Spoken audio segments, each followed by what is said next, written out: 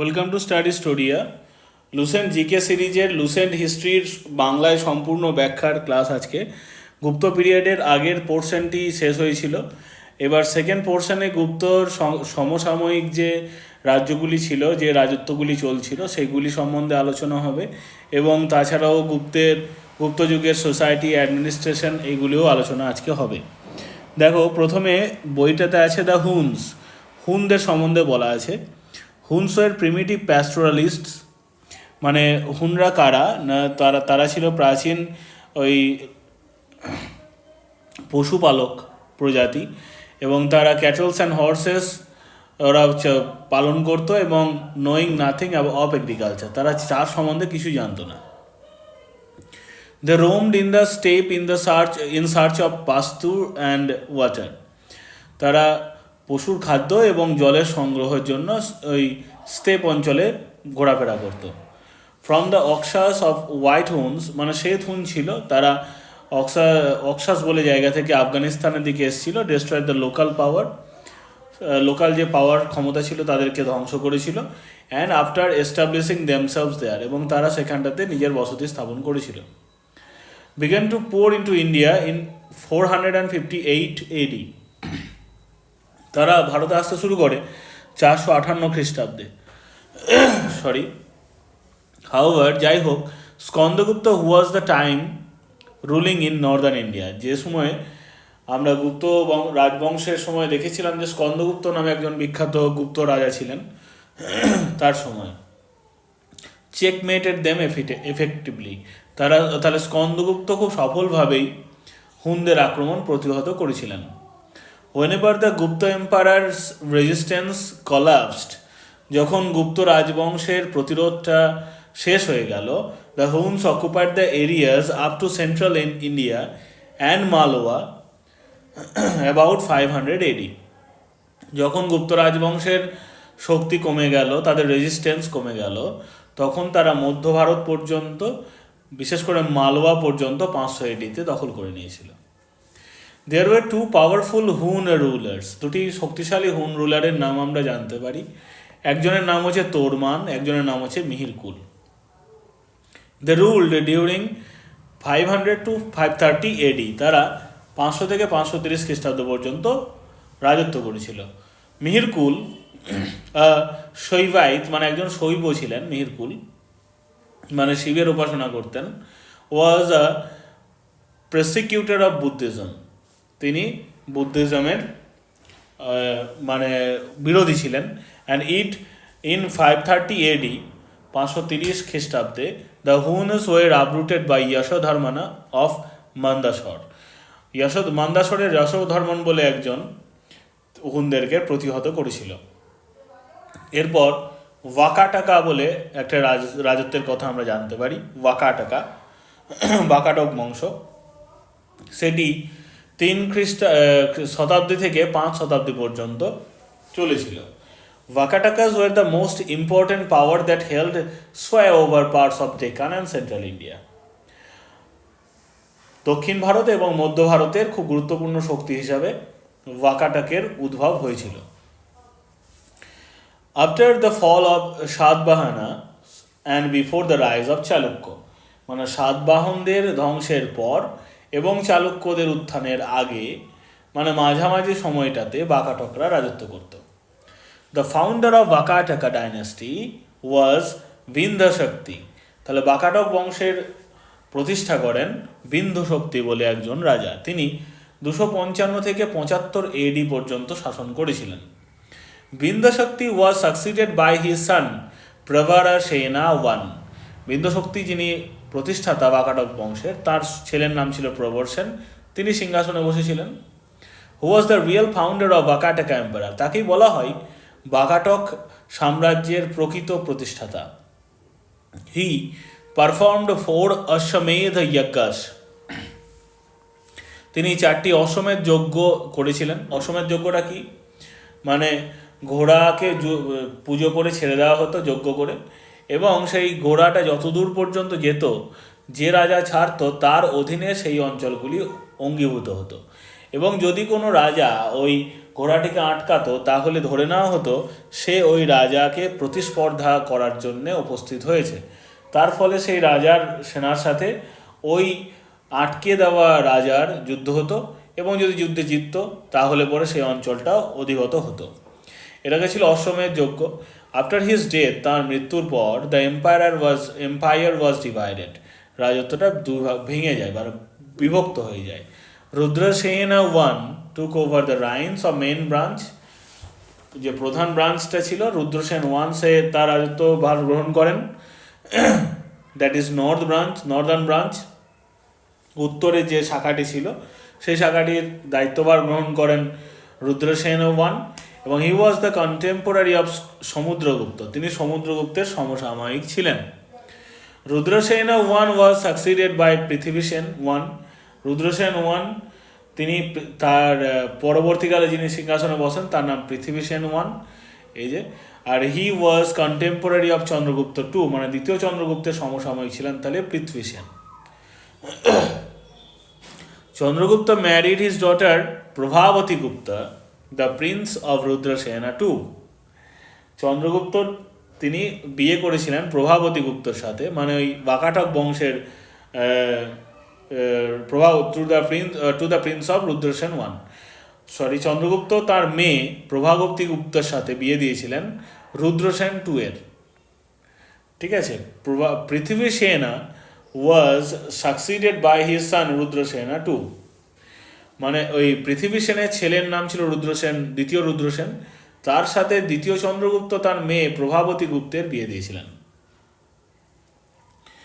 রুদ্রসেনা two died after a short reign of 5 years, Rudrasen two মাত্র 5 বছর রাজত্ব করে মারা গিয়েছিলেন। লিভিং বিহাইন্ড 2 minor sons, দুটি সন্তানের জন্ম দিয়ে, একজন নাম হচ্ছে দিবাকর সেন এবং একজন হচ্ছে Damodar Sen. Prabhavati Gupta ruled as a regent of her son, যেহেতু তার সন্তানরা ছোট ছিল তাই তার অভিভাবিকা হিসাবে প্রভাবতী গুপ্ত রাজত্ব করেছিলেন। Letter Damodar Sen became ruler, তারপর দামোদর সেন রুলার হয়েছিলেন, রাজা হয়েছিলেন উইথ দ্য নেম অফ প্রবর সেনা টু, তাহলে প্রবর সেন টু নাম ধারণ করে তিনি সিংহাসনে বসেছিলেন। প্রবর সেনা টু কম্পোজড সেতুবন্ধ অর রাবণাহ, মানে একটি গ্রন্থের নাম মারাঠি স্ক্রিপ্টে লেখা, সেই সেতুবন্ধ বলে গ্রন্থটি প্রবর সেন টু, মানে যার আসল নাম দামোদর সেন, যিনি দ্বিতীয় চন্দ্রগুপ্তের নাতি, রুদ্রসেন টু এর ছেলে, তিনি এই মারাঠি স্ক্রিপ্টে সেতুবন্ধ বলে একটি কবিতা রচনা করেছিলেন। এই তো হলো আমাদের বাকাটক বংশের ইতিহাস। এরপর আমরা দেখে নেব রুলার্স, ইনস্ক্রিপশনস, দেয়ার ক্যারেক্টার। কি বলছে? সমুদ্রগুপ্ত মহান সম্রাট, গুপ্ত সম্রাট, শ্রেষ্ঠ গুপ্ত সম্রাট সমুদ্রগুপ্ত, তার ইনস্ক্রিপশনগুলো হচ্ছে প্রয়াগ প্রশস্তি বা এলাহাবাদ স্টোন পিলার শিলালিপি, এরান স্টোন পিলার এবং নালন্দা কপার প্লেট। তাদের ক্যারেক্টারগুলো দেখো, রয়্যাল চার্টার ছিল, এগুলো প্রশস্তি ছিল। দ্বিতীয় চন্দ্রগুপ্তের সময় মেহরুলি আয়রন পিলার, এটি একটি প্রশস্তি। প্রশস্তি মানে রাজার স্তুতি জ্ঞাপনকারী কোনো কবিতা সংকলন বা কবিতা। স্কন্দগুপ্ত হচ্ছে, তার সম্বন্ধে জানা যায় জুনাগড় রক এডিক্ট থেকে, সেটাও হচ্ছে প্রশস্তি। ভিতরি পিলার ইনস্ক্রিপশন থেকে, সেটাও প্রশস্তি। এবং ইন্দোর স্টোন পিলার, এটা হচ্ছে রয়্যাল চার্টার। এটা এভিডেন্স অফ সাব ইনফেডুয়েশন, মানে হচ্ছে করদ রাজ্যগুলির কথা বলা আছে। বুদ্ধগুপ্ত সম্বন্ধে জানা যায় পাহাড়পুর কপার প্লেট থেকে, এটি রয়্যাল চার্টার আছে, মানে এটি একটি রাজার আদেশনামা, ঠিক আছে। এরপর বলছে অ্যাডমিনিস্ট্রেশন গুপ্ত যুগের অ্যাডমিনিস্ট্রেশনের কথাই বলবে। দেখো, centralised control was not fully realised, পুরোপুরি সেন্ট্রালাইজ ছিল সেটা বলা যায় না। আর as it had been under the Mauryas, Maurya রাজবংশে যেমন গোটা রাজত্বটাই একটা সেন্ট্রালাইজড সিস্টেমে চলতো, গুপ্ত যুগে কিন্তু সেইভাবে সেন্ট্রালাইজড সিস্টেম বা কেন্দ্রীয় শাসন ব্যবস্থা ছিল না। গুপ্তান অ্যাডমিনিস্ট্রেশনটা বলছে হাইলি ডিসেন্ট্রালাইজড, দারুণভাবে বিকেন্দ্রীভূত ছিল। অ্যাজ প্যাট্রিমোনিয়াল বিউরোক্রেসি, যেহেতু পিতৃতান্ত্রিক একটা বিউরোক্রেসি ছিল, reached its logical conclusion. In hereditary grants, it reflected the quasi-federal feudal characters of the economy.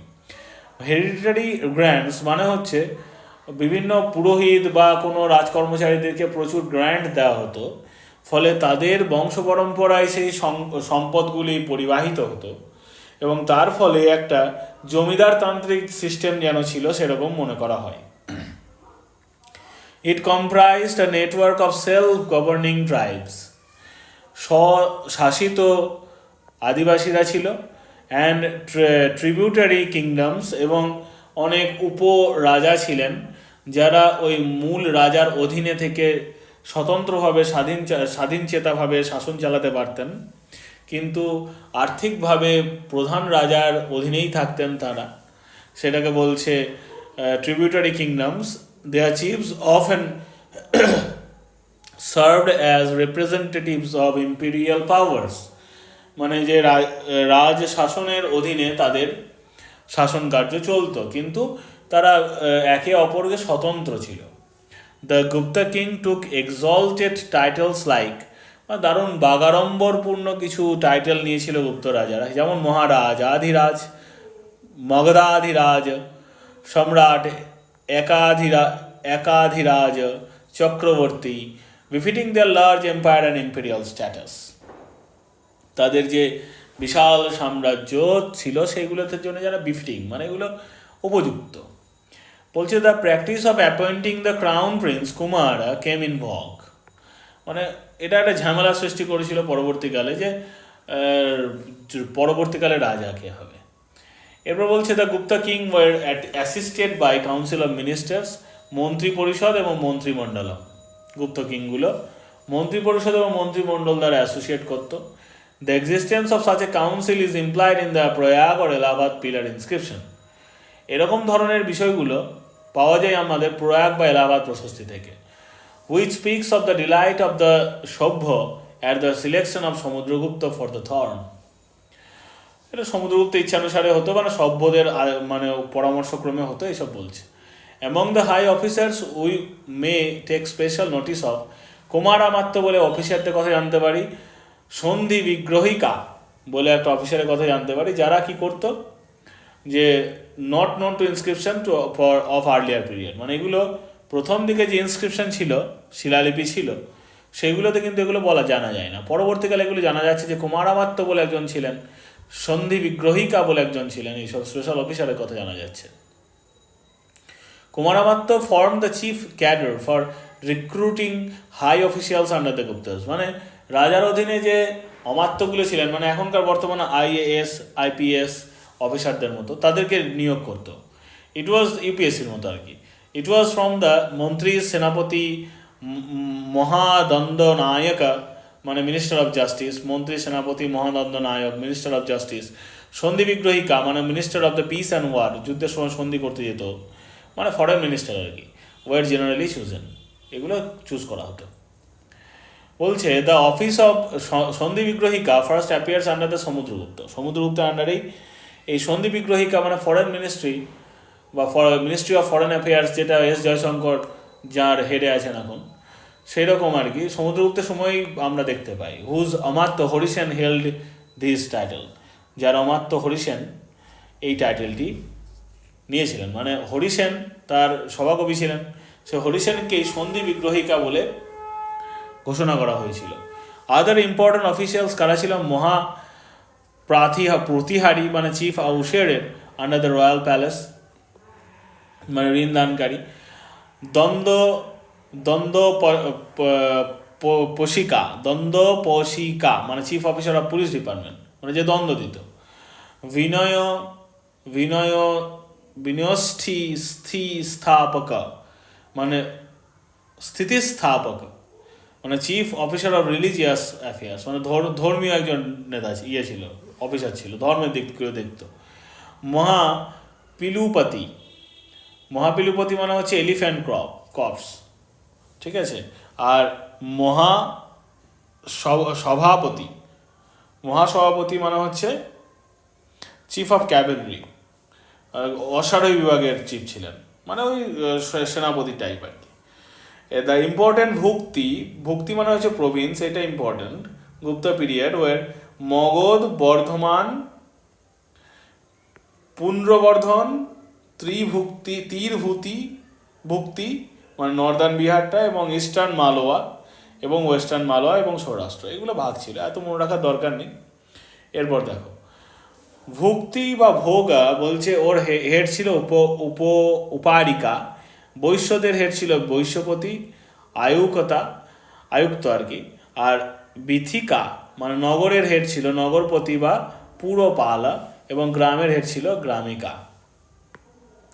অ্যাডমিনিস্ট্রেশনটা কাউন্সিলের আন্ডারে ছিল, যাকে পুরা বলা হতো, পৌরসভা যেমন তেমনি। The president of the city corporation, the chief representative of the guild of the merchants and representative of the artisans আর দ্য চিফ অফ অ্যাকাউন্টস। যাই হোক, এগুলো ইম্পর্টেন্ট নয় খুব একটা। এরপর বলছে হোয়ার আন্ডার দ্য মৌর্যদের আন্ডারে the city committee was appointed by Maurya government, under the Guptas it was comprise of the local representatives. এগুলো লোকাল রিপ্রেজেন্টেটিভ দ্বারা গঠিত হয়েছিল। তারপর একবারে চলে যাও, the Gupta military organisation was feudal by character, though the empire had a large standing army. Feudal ছিল মানে জমিদারতান্ত্রিক ছিল, কিন্তু রাজার প্রচুর বড় সেনাবাহিনী ছিল।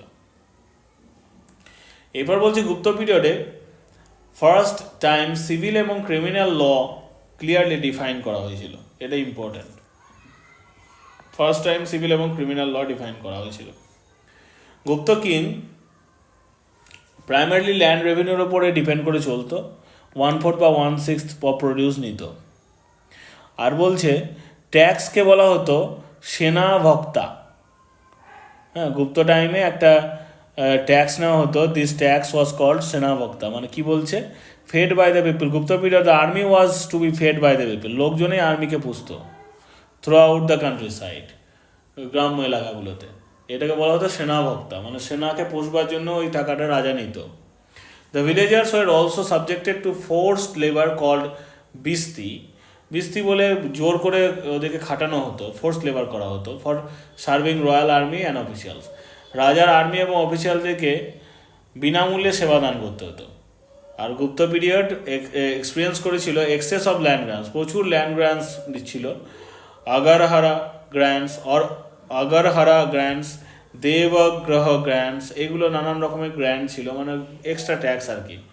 Land grants included the transfer of royal rights over salt and mines, salt এবং মাইন্সের ওপরে ল্যান্ড গ্র্যান্টস ছিল। আর বলছে কি সোসাইটি কীরকম ছিল, সোসাইটি ছিল large number of foreigners had been assimilated into Indian society, primarily were known as ক্ষত্রিয়স।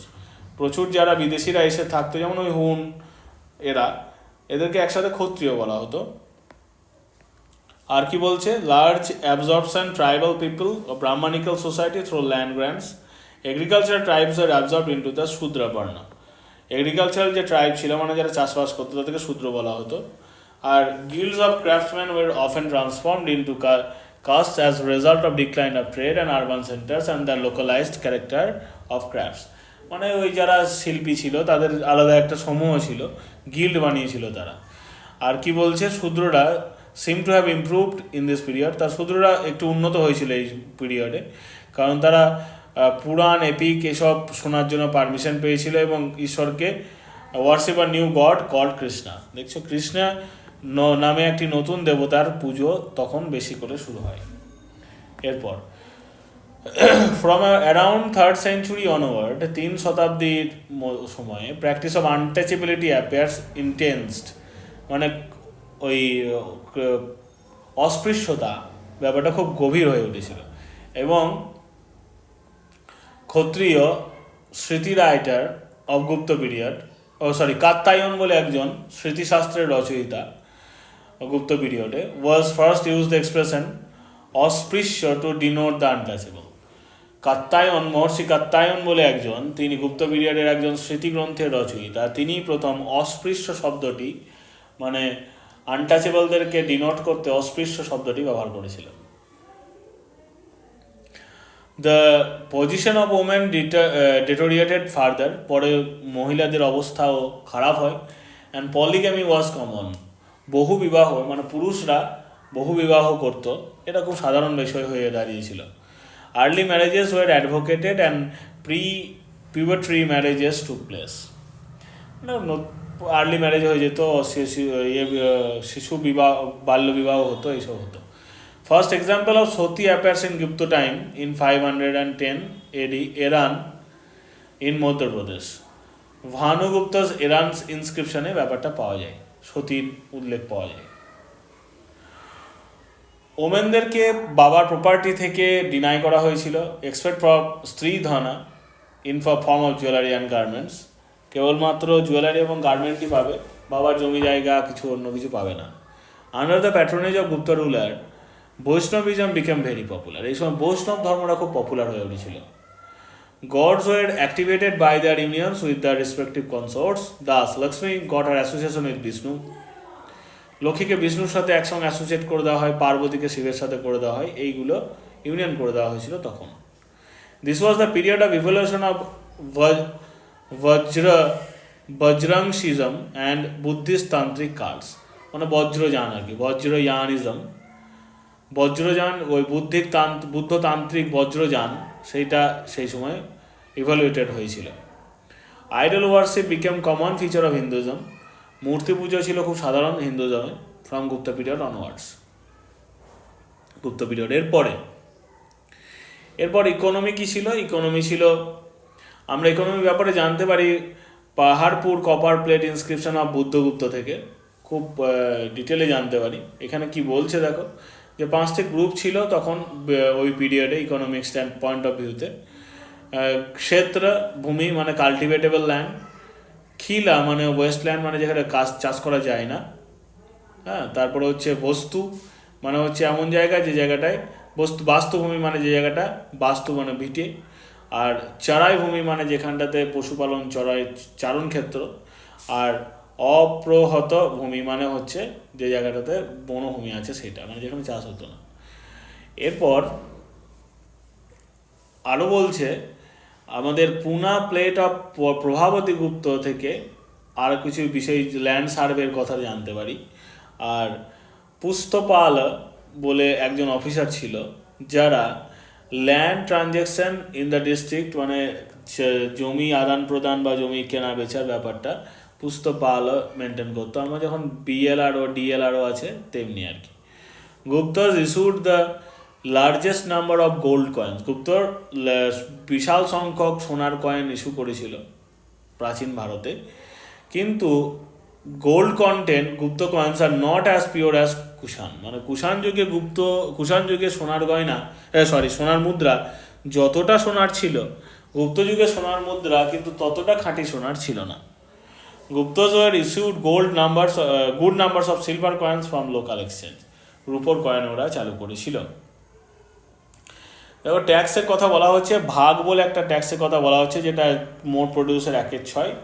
ভোগ বলে একটা ট্যাক্সের কথা বলা হচ্ছে যেটা পিরিয়ডিক সাপ্লাই করতো, মানে 3 মাস অন্তর অন্তর এটা লাগবে এরকম আর কি। আর বলি হচ্ছে যখন originally it was voluntary offerings by the people of to the king, এটা ভলেন্টারি ছিল, মানে দিতেও পারতো নাও দিতে পারতো, কিন্তু পরবর্তীকালে এটা কম্পালসারি হয়ে যায়। এবং এই বলিটা হচ্ছে লুট করে নিয়ে আসা কোনো দ্রব্যের রাজাকে ভাগ দিতে হতো। আর উপরিকারা এটা হচ্ছে সমস্ত জিনিসের উপরে উপরি কর দিতে হতো, সেটা বলছে উপরি কর, মানে যা হতো তার থেকে একটু বেশি নিত।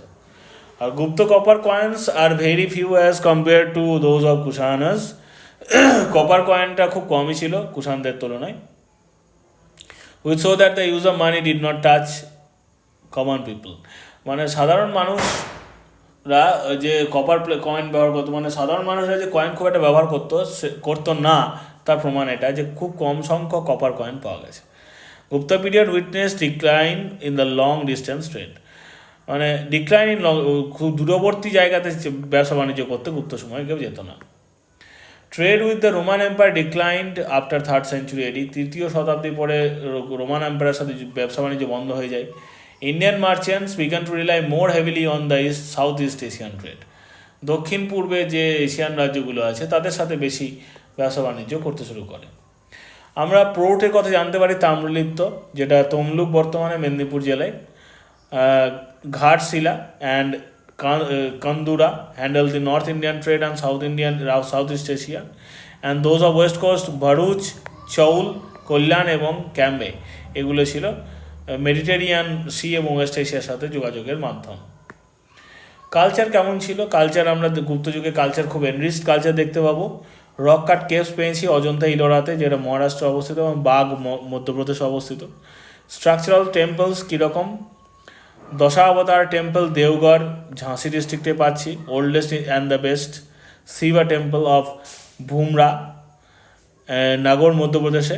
বিষ্ণু এবং কঙ্কালী টেম্পল আছে টিকুয়ারা মধ্যপ্রদেশে। পার্বতী টেম্পল আছে নাচান্না কাঠুয়া পুনা ডিস্ট্রিক্টে। শিব টেম্পল আছে কোচ সাতনাতে। কৃষ্ণা ব্রিক টেম্পল মানে কৃষ্ণের ইটের তৈরি টেম্পল আছে, এটা হচ্ছে ভিতরগাঁও কানপুরে। লক্ষণ টেম্পল আছে শিরপুরে এবং বিষ্ণু টেম্পল আছে এবং বরাহ টেম্পল আছে এরান মধ্যপ্রদেশে। এবার বলছে স্তূপ কোথায় কোথায় আছে? মিরপুর খাস স্তূপ আছে, দামেক স্তূপ আছে সারনাথে এবং রত্নগিরি আছে উড়িষ্যাতে। এটা নাগারা স্টাইলে মন্দির বানানো হতো, মানে মন্দিরে চূড়া থাকতো এরকমভাবে নাগারা স্টাইলে, উত্তর ভারতের স্টাইল বিশেষ করে এটা শিখর শ্রাইন এসব আছে। গর্ভগৃহ থাকবে, শ্রাইন রুম মানে যেখানটাতে দেবতা রাখা হতো সেটাকে গর্ভগৃহ বলা হতো। তারপর বলছে যে দশাবতার যে টেম্পল আছে ফ্র্যাগমেন্টারি রিমেন্স পাওয়া গেছে, সেটা বলছে example of the most ornate and beautifully compose Gupta temple building. ওই যে দশাবতার টেম্পলটা নাকি সব থেকে সাজানো গোছানো মন্দির ছিল সেই সময়। তারপর কি বলছে? গান্ধার স্কাল্পচার ডিক্লাইন হয়েছিল এবং যেটা বানারস পাটলিপুত্র এবং মথুরাতে পাওয়া যায়, সেন্টার ছিল ওগুলো। আর first time we get image of Vishnu Shiva এবং আদার গড, ইমেজ পাই বিষ্ণু শিব এবং অন্যান্য দেবতা। বেস্ট স্পেসিমেন হচ্ছে বুদ্ধার, কারণ সিটেড বুদ্ধা ইমেজ অফ সারনাথে বসে থাকা বুদ্ধের মূর্তি আমরা পাই। এটা বলা হয় যে বুদ্ধা প্রিচিং দ্য ধাম্মা, বুদ্ধ তার ধর্মচক্র প্রবর্তন করছেন, তার ছবি এটা। তাছাড়াও ব্রাহ্মণিক্যাল ইমেজেস ব্রাহ্মণ্যবাদের যে ছবিগুলো সম্ভবত ইমপ্রেসিভ দ্য গ্রেট বোর মানে বরাহ অবতার ভগবান বিষ্ণুর, সেটার carved in relief of the entrance of the cave of Udayagiri যে গুহা আছে তার সামনে আছে বরাহ মূর্তিটা। তাছাড়া painting of the period of found Bagh Dhar district মধ্যপ্রদেশে এবং অজন্তা ঔরঙ্গাবাদ ডিস্ট্রিক্ট মহারাষ্ট্রতে এগুলোতে পাই পেন্টিংগুলো। রিলিজিয়াস লিটারেচারের মধ্যে হিন্দু টেক্সট পাচ্ছি, বিষ্ণুপুরাণ, মৎস্যপুরাণ, রামায়ণ, মহাভারত, মনুস্মৃতি, নারদ স্মৃতি, পরাশর স্মৃতি, বৃহস্পতি স্মৃতি, কাত্যায়ন স্মৃতি, এগুলো আমরা পাচ্ছি। বুদ্ধিস্ট টেক্সটের মধ্যে অভিধর্ম কোষ, দিগনাগা এবং বিশুদ্ধিমজ্ঞ বুদ্ধ ঘোষের লেখা আমরা পাচ্ছি।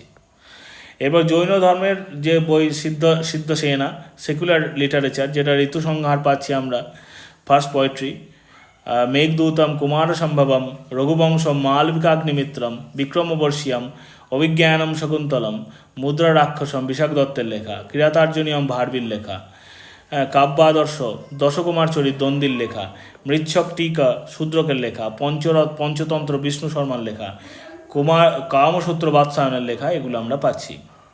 সায়েন্টিফিক লিটারেচার কি পাচ্ছি? আর্যভট্ট সূর্য সিদ্ধান্ত লিখছেন আর্যভট্ট, ব্রহ্ম সিদ্ধান্ত লিখছেন ব্রহ্মগুপ্ত, পঞ্চসিদ্ধান্তিকা, বৃহৎ সংহিতা, বৃহৎ জাতকা, লঘু জাতকা, এগুলো বরাহমির লিখছেন।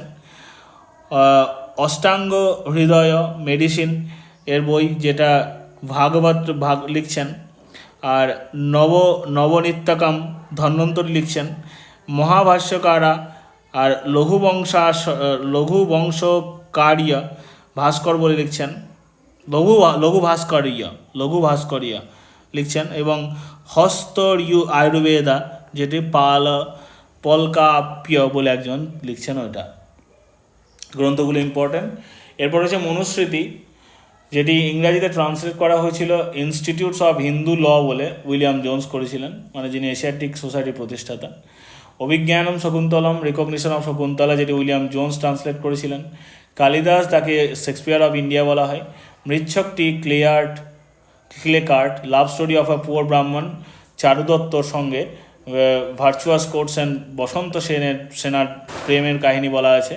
কামসূত্র একটা আর্লিয়েস্ট বুক অন সেক্স। এবং ব্রহ্ম সিদ্ধান্ত, এটি translated in Arabic under the title of Sindh Hind বলে আরবিতে ট্রান্সলেট করা হয়েছিল। এরপর হচ্ছে গুপ্ত পিরিয়ডকে golden age of ancient India reality or myth, এটা সত্যি না মিথ্যা। দেখো আর্গুমেন্টস বলছে কি ফর এবং এগেনস্ট, কারণ কি পলিটিক্যাল ইউনিট ছিল খুব ভালো, ফরেন রুল ছিল কমপ্লিটলি রিমুভ, এটা পিস অ্যান্ড প্রসপারিটি, শান্তি এবং সমৃদ্ধি এনেছিল, এবং ট্যাক্সেস কম ছিল, পানিশমেন্ট কম ছিল, এবং হিন্দুজমের পুনরুত্থান ঘটেছিল, রিভাইভাল ঘটেছিল, অন্য ধর্মের প্রতি টলারেন্স ছিল, সংস্কৃত ডেভেলপ করেছিল, লিটারেচার দারুণ ডেভেলপ করেছিল, এবং কালিদাস, অমর সিংহ, ধন্বন্তরী, আর্যভট্ট, বরাহমিহির এদের মতো মানুষ ওই সময় বসবাস করত। আর এগেনস্ট বলছে কি, তার বিরুদ্ধে কি আছে, absence of large central army, মানে কেন্দ্রীয় সেনাবাহিনীর অভাব ছিল, টু মেনি ফিউডারিটিস, মানে প্রচুর জমিদার ছিল সেই সময়, আর ডেভেলপমেন্ট অফ ফিউডাল এলিমেন্টস যেমন ল্যান্ড গ্র্যান্টস, তারপরে তোমার সাব ফিউডালিজম, মানে ওই জমি জমা একে তাকে দেওয়া এসব ছিল, আর ট্রেড গিল্ডের ডিক্লাইন হয়েছিল, মানে ধ্বংস হয়েছিল, আরবান সেন্টারগুলো মানে শহরের সেন্টারগুলো ধ্বংস হয়েছিল, আর বর্ণ সিস্টেম খুব গুরুত্বপূর্ণ ভূমিকা পালন মানে খুব গুরুত্বপূর্ণ হয়ে গিয়েছিল, এবং মহিলাদের স্ট্যাটাসটা ডিক্লাইন হয়েছিল, সেই জন্য বলছে এটা গোল্ডেন পিরিয়ড নয়। যাই হোক, আজকের ক্লাসটা শেষ হলো। Thank you for watching this video. যারা শেষ পর্যন্ত ভিডিওটি দেখলে তাদেরকে অসংখ্য ধন্যবাদ। ভিডিওটি ভালো লাগলে লাইক করে দিও, এবং যাদের চ্যানেলটিকে সাবস্ক্রাইব করা নেই সাবস্ক্রাইব করে দিয়ে আমার পাশে থেকো। ধন্যবাদ।